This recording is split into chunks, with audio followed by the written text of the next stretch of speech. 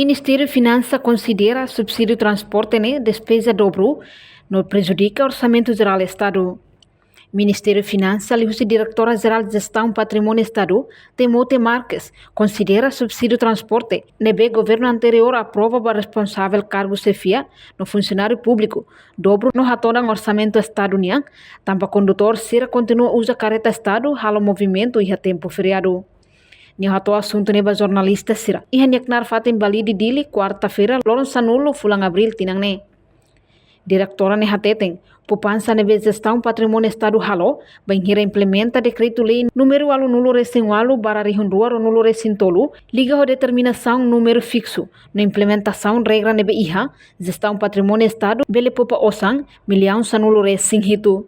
Husi montante orçamento ne, banhira implementa política gestão, reduz número, foi makatene lolos montante poupança nebe iha. Então, acompanha ela durante né, kata lihat sirba transporte ne bane dia kategoris de ground de maior ground responsabilidade no nacional dia makin bali GC ne 150 ba diretor nacional ne 100 depois ba funcionário sira ba save departamento sira 75 ba save seção sira ne para 60 ne depois ba cargo para funcionário público sira 25. Sim, jadi itu yang despesas yang memang dulu. Akhirnya itu yang relubah di bergestor sira, se continua a realizar via bolsa, continua autoriza motorista sira tudo sira para mais uma, ele subsídio se continua sim, mas vezes não continua né berarti itu yang kata kita sih hasil despesas ni memang dulu itu na pati prejudica orçamento do Estado. Bele ia narsina ni memang kita bilang depende proses awal laut tarefa violação ni memang sira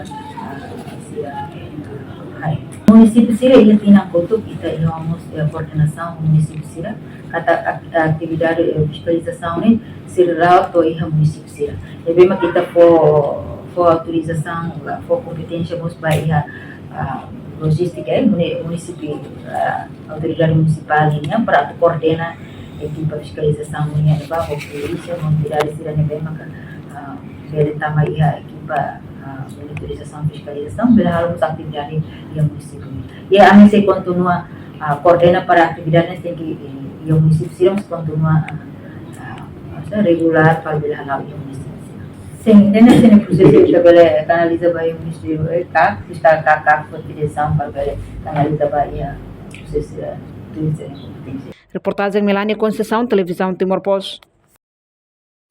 Janela informação ba emogoto. Atua tem informação atual dia Clio. Kita haluha. Hane yang botão subscribe, like. Halo comentário no fahe tutang ba media sosial hotu.